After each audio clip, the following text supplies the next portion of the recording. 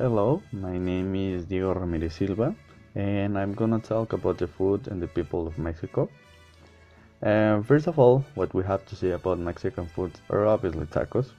Here's the first thing that a foreigner thinks when we ask him about the food of our country. And for example, if we go to the United States and we ask an American something like, "Hey, could you tell me Mexican food?" They're gonna say tacos, obviously.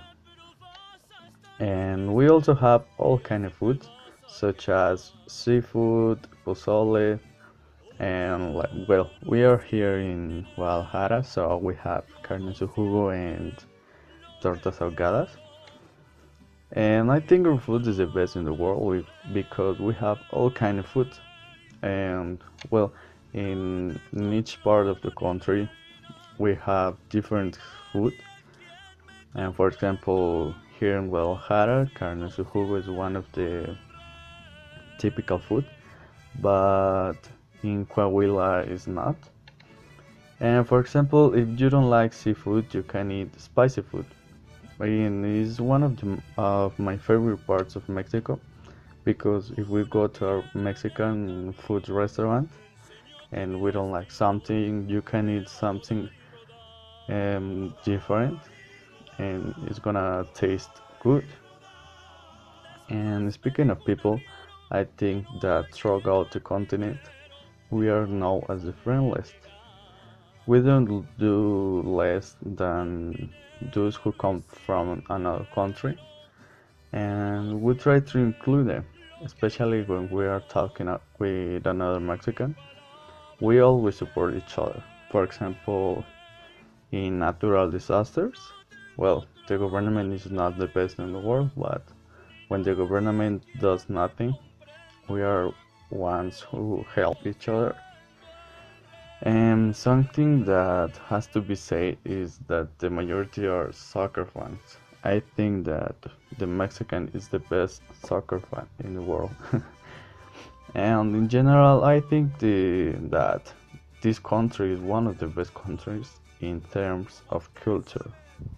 Hello, I will talk to you about the typical clothing and the way in which people in Mexico relate. The typical costume of Mexico is a combination of Spanish and indigenous cultures, such as the Aztec, Mayas, and other ancestral indigenous groups. The charro suit is the one that most represent the country.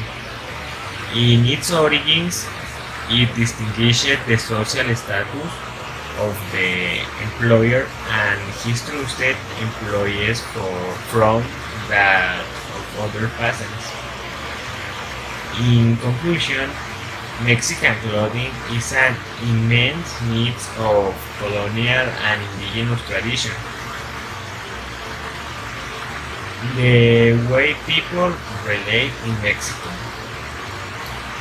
In Mexico, 17% of households are nuclear family, that is, parents and children, as well as only couples.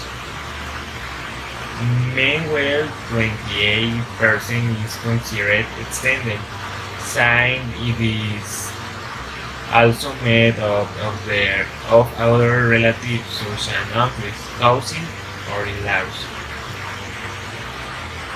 In Mexico, as in any other country, it is customary to have parties with friends or family gathering to commemorate an important day or just to see those people. Traditions and customs of Mexico. The main traditions of Mexico are: first, Day of the Dead; second, Cry of Independence; third, Day of the Virgin of Guadalupe, and among others.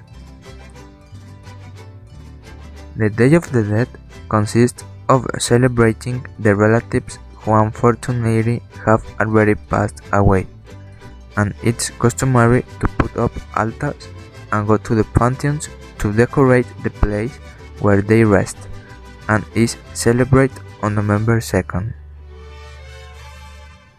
The Cry of Independence is celebrated on September 15th, and it consists in honoring all the heroes who gave Mexico independence, and it's customary to go the government palace to give the Cry of Independence and eat pozole, sopes, enchiladas, and much more Mexican food. The Day of the Virgin of Guadalupe is celebrated on December 12th in the Basilica of Guadalupe. It consists of celebrating the Virgin by singing, praising her, etc. They have the custom of singing Las Mañanitas and celebrating, venerate, and commemorating her. Posadas are a kind of party that takes place before Christmas, where all families go. The customs of the posadas are breaking.